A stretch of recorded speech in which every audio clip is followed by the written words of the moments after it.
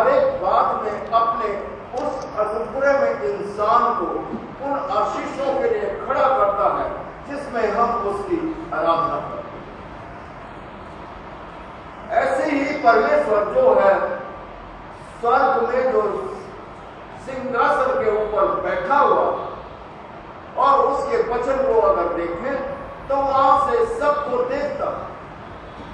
अय्यूब की किताब में हो या इतिहास में हो या किसी भी धर्मशास्त्र के अंदर हो, वहां पर लिखा है और परमेश्वर स्वर्ग से निहारता है और कहता है और देखता है कि उसके लोग कैसी चाल चलते हैं। उस चाल के अंदर एक और बात आती है जो हमने वचन में से पढ़ा। वो कहता है, पर हे भाइयों, सबसे श्रेष्ठ बात यह है, सबसे श्रेष्ठ बात के बारे में अगर वो बातचीत करता है तो वो कहता है कि शपथ ना खाना, किसी प्रकार की कसम या शपथ ना। पुराने जमाने में अगर कोई काम किसी को दिया जाता था तो उसको वो बैठ के उसके जांघ के नीचे हाथ रखकर उसको इस बात को कहते थे कि जो मैं तुझसे कह रहा हूं उस बात के अनुसार करना। उदाहरण जो है, परमेश्वर ने अब्राहम को इस बात के लिए कहा था कि जब तू अपने बेटे के लिए उसकी पत्नी की व्यवस्था करे तो मेरे गोत्र के अंदर जाना, उससे पहले किसी भी इधर उधर मत झांको। क्योंकि अगर धर्मशास्त्र को पढ़े तो वहां लिखा कि अन्य जातियों के यहाँ वो सब बहुत सी मिस्री और सदुकी और तमाम प्रकार की जितनी भी जातियां उस समय थी, उनकी पुत्रियां ज्यादा खूबसूरत थी। और इसलिए परमेश्वर का वचन अगर उत्पत्ति किताब को देखें, वहां पर लिखा है कि परमेश्वर के लोगों ने, परमेश्वर के बच्चों ने शैतान की पुत्रियों को देखा और उनसे शादी कर। और यही कारण जब अब्राहम को उसने उन तमाम आशीषों के लिए खड़ा करा तो ये नियम बनाया कि पर हे भाइयों, सबसे श्रेष्ठ बात यह है कि शपथ ना खाना, ना स्वर्ग की, क्योंकि स्वर्ग परमेश्वर का सिंहासन है और पृथ्वी की ना पृथ्वी की, तो जो पृथ्वी जो है परमेश्वर के पैरों की चौकी है। और जब और किसी बात की बात हम करते हैं तो उन सब चीजों की बातों के अंदर परमेश्वर के सिवा और कोई ऐसा महत्व नहीं रखता जिसमें परमेश्वर की महिमा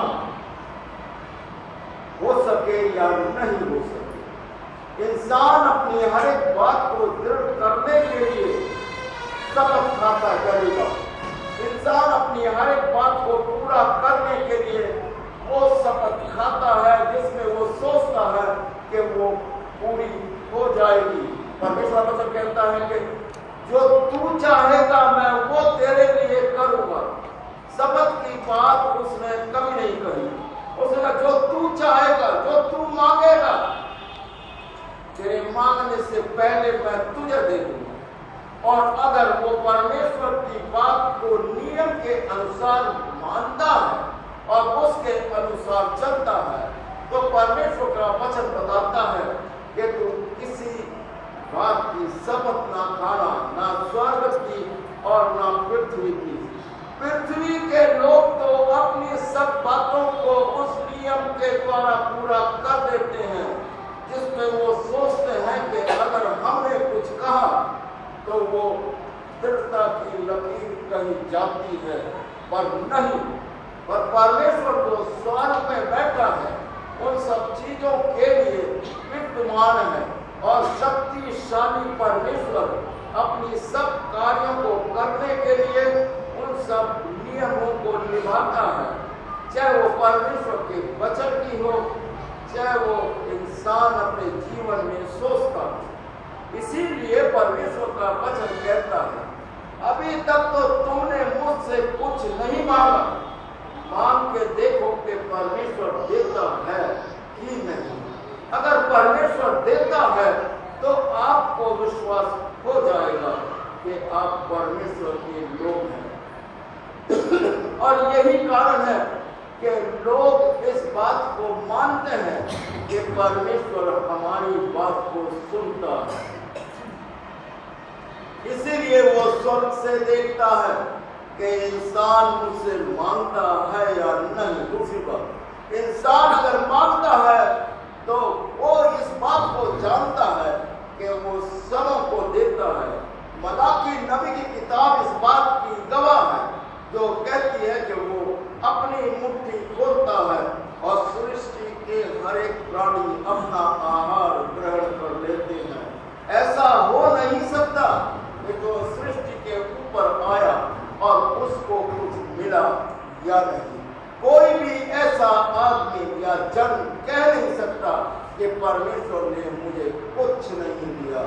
परमेश्वर ने पैदा होने से पहले ही उसके लिए लिख दिया कि वो परमेश्वर का जन कहलाएगा। इसीलिए यूहन्ना की इंजील को भी देखें। यूहन्ना के लिए परमेश्वर ने कहा कि एक जन आने वाला है जो परमेश्वर के राज्य के वचन को सुनाएगा, और उसने उसका रूप भी बताया। वो चमड़े के वस्त्र पहनेगा, टिड्डियों को खाएगा और शहद लेगा, और तमाम कार्यों को परमेश्वर के काम जो उसके जुम्मे हैं उसके ऊपर रखे गए हैं, परमेश्वर उससे पूरा करेगा।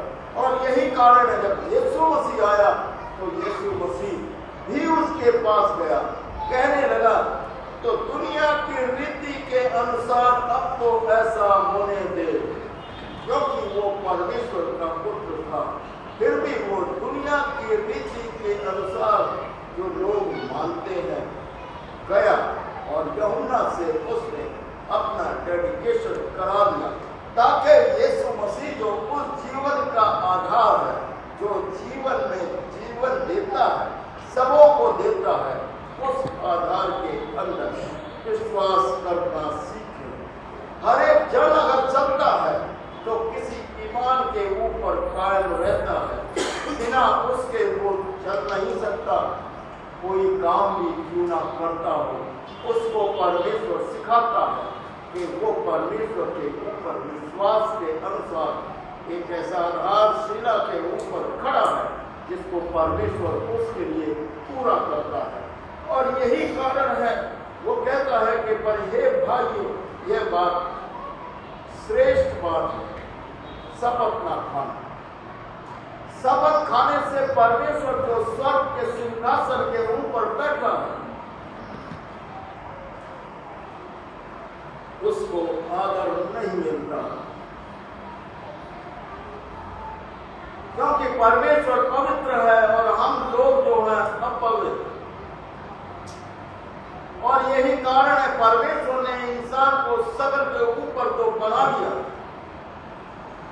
पर पहला आदम अपने उस स्थिरता में कायम नहीं रह सका और अपनी जगह से गिर गया। इसीलिए परमेश्वर ने उस नियम के अनुसार, उस योजना के अनुसार यीशु मसीह को भेज दिया, ताकि दूसरा आदम जो उद्धार के मार्ग के लिए जो उसने रास्ता तैयार किया, उस गिरे हुए इंसान की जो शकल उसने अपनी बनाई थी, उसको उठा सके, उसको बचा सके, उसको जीवन दे सके। और यही कारण है कि जितने यीशु मसीह में है वो नई सृष्टि है। पुरानी बातें जाती रही हैं और जीवन की वो बातें जो हमें गुनाह की तरफ खींचती हैं। परमेश्वर का वचन ये बताता है, और इंसान क्या है कि तू उसकी सुधी। अगर और परमेश्वर के वचन में पढ़े क्योंकि किताब में लिखा है कि और इंसान क्या है कि जो वो अपनी जगह पर वो नहीं सकता, वो चला जाता है। जैसे भूसा हवा से उड़ाई जाती है, वैसे इंसान का पता नहीं लगता कि वो उस समय था या नहीं था। और यही कारण है परमेश्वर का वचन कहता है तो स्वर्ग की शपथ ना खाना। और दूसरी बात वो कहता है कि और ना पृथ्वी की शपथ खाने से परमेश्वर जो है उस जगह पर कहता है अब्राहम से, जहां तेरे कदम पड़ेंगे वो सब आशीषें मैं तुझे दूंगा, मैं तुझे पवित्रता में बना दूंगा और उस जगह पर रख दूंगा। और इसीलिए उस देश के अंदर अब्राहम जो है सबसे धनी आदमी गिना गया। और यही अगर उसकी जनरेशन के अंदर हम उस जगह को देखें तो अय्यूब भी उसी लाइन के अंदर आता है जहां शैतान से उसकी परीक्षा की गई। और जब परीक्षा में अय्यूब जो है सफल हुआ, परमेश्वर ने उसके प्रतिफल को दुगना 10 गुना कर दिया। और परमेश्वर अपने वायदे में चाहे आप पृथ्वी की शपथ खाए या न खाए, फिर भी परमेश्वर अपनी आशीष में किसी भी प्रकार से कमी नहीं करता। वो जानता है कि इंसान को जरूरत क्या है, वो जानता है कि इंसान की आवश्यकता इस समय उसको क्या जरूरत है। वो ठीक समय पे बारिश बरसाता है। और इसीलिए उसने इस अय्यूब की किताब में एक उदाहरण दिया, जैसे किसान धीरज के साथ उन तमाम आशीषों के लिए ईमान के साथ खड़ा रहता है। पहली बारिश से लेकर और आखिरी बारिश तक बड़ी अजीब बात है। परमेश्वर का वचन बताता है उन तमाम आशीषों को जो परमेश्वर देता है, जिसे इंसान रिसीव लेता है, पकड़ता है अपने हाथ से, परमेश्वर उसको देता चला जाता है। कभी मना नहीं पड़ा उसने, बल्कि अपनी उन सब बातों में वो कहता है। और ना किसी वस्तु की, किसी दूसरे तरीके की वस्तु की बात को वो नहीं कहता। बहुत से लोग उन तमाम आधारों में रखकर उन वस्तुओं की कसम खा लेते हैं जिनका कोई अस्तित्व है ही नहीं, बल्कि वो अपनी जगह पे स्थिर रहते हैं, अपनी जगह से हिल नहीं सकते, अपनी जगह से चल नहीं सकते। तो इंसान को आशीष को क्या दे सकते हैं, इंसान को तो क्या बचा सकते हैं, या इंसान को उसके गुनाह से आजाद कैसे कर सकते हैं। हो नहीं सकता ऐसा कि अगर कोई किसी वस्तु की कसम खाकर उन सब चीजों को पूरा करे। अगर परमेश्वर ना चाहे, अगर परमेश्वर ना चाहे तो वो किसी भी प्रकार से पूरी नहीं हो सकती। परमेश्वर चाहता है कि इंसान सृष्टि के ऊपर फूले फले बढ़े और अपने सृजनहार को याद रखे। लिखा है सबोपदेश 12, हे जवान अपने जवानी के दिनों में अपने सृजनहार को याद कर, विपत्ति के वो दिन आने वाले हैं जिसमें तू कहेगा मेरा मन नहीं लगता।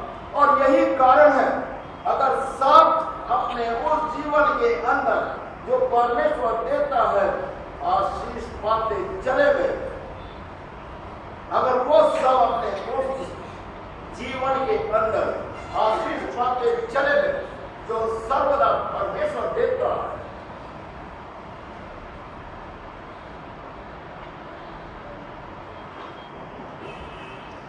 तो उसका हिसाब भी परमेश्वर ले लेगा। परमेश्वर कहता है हर एक बात का हिसाब मैं ले लूंगा, चाहे वो कोटे पे हो, चाहे वो कोने में हो, या गुप्त में हो, या किसी भी जगह पे कोई भी क्यों ना करता हो, चाहे बंद कमरे में क्यों ना हो। आप भले ही बात कमरे में बैठ के 3 आदमी बैठ के बातचीत कर लेते हैं और सृष्टि के विनाश की तैयारी कर देते हैं। और यही कारण है परमेश्वर कहता है और इंसान ने विनाश की तैयारी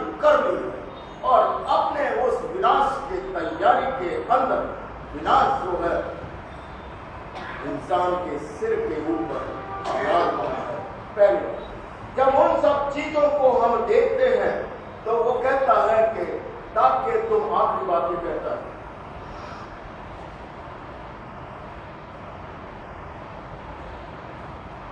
नहीं कि नहीं कि तुम दंड के योग्य न ठहरो। परमेश्वर वचन कहता है कि तुम दंड के योग्य न ठहरो। परमेश्वर नहीं चाहता आपको दंड देने के लिए, परमेश्वर आपको आशीष देना चाहता है। परमेश्वर आपको आशीष देके खड़ा करना चाहता है। आशीष के नीचे अगर आप बढ़ते हैं तो परमेश्वर के उस राज्य के अधिकारी बन जाते हैं, जिसमें परमेश्वर कहता है मैं तुम्हें राजपथधारी याजकों का समूह बना दूंगा ताकि तुम दूसरों को गवाह बना दोगे, तुम दूसरों को सिखाओगे। इसलिए वो कहता है उसने विद्वानों के विद्वान को नष्ट कर दिया और मूर्खों को ज्ञान देकर खड़ा कर दिया ताकि वो विद्वानों के मुंह को बंद करे। यही कारण है कि परमेश्वर जो है सर्वश्रेष्ठ गिना जाता है। यही कारण है कि परमेश्वर जो है उन सब बातों में जीवित परमेश्वर गिना जाता है। और यही कारण है कि परमेश्वर उन आशीषों के नीचे हर एक इंसान को आशीष देता है, किसी का पक्षपात नहीं करता, चाहे कोई भी कैसा भी क्यों ना, उसके लिए सब बराबर है। भले इंसान अपने जीवन के अंदर उस संसार में पार्टीशन कर लेता है, अपनी जात, अपनी कास्ट, अपनी सब चीजें बना देता है और अपने आप को श्रेष्ठ गिनता है, फिर भी उसकी हैसियत क्या है? परमेश्वर वचन कहता है और इंसान है क्या कि तू उसकी सुधि दे। अगर इंसान पैदा हुआ तो जरूर उसका हिसाब किताब ले लिया जाए। अगर इंसान सृष्टि के ऊपर भेज दिया गया तो जरूर जो उसने करा है, चाहे वो गुप्त में हो, चाहे वो अंधेरे में हो, चाहे वो किसी भी प्रकार से क्यों ना हो, चाहे किसी भी प्रकार से वो करता हो, चाहे वो कितनी बार करता हो, परमेश्वर उसका हिसाब ले लिया जाएगा। परमेश्वर ये चाहता है कि ये बात सच है, पर ये भाइयों ये बात बार बार कहता है परमेश्वर, पर हे भाइयों सबसे श्रेष्ठ बात यह है, याकूब की किताब 5वां अध्याय 12 परमेश्वर का वचन कहता है पर हे भाइयों सबसे श्रेष्ठ बात यह है,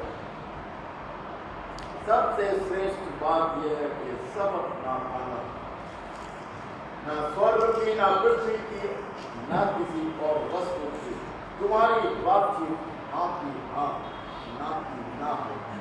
इसी से पता लगता है कि आप मसीही जीने चाहते हैं। इसी से ही आपका पता लगता है कि आप क्रिश्चियन, इसी से ही आपका पता लगता है कि आप विश्वासी। यीशु मसीह ने आपके लिए प्राण दिए, वो बलिदान किया ताकि आप पुनः से बच जाए। इसलिए आजादी आपको स्वतंत्रता यीशु मसीह के द्वारा मिली और इसी कारण से आपको आजादी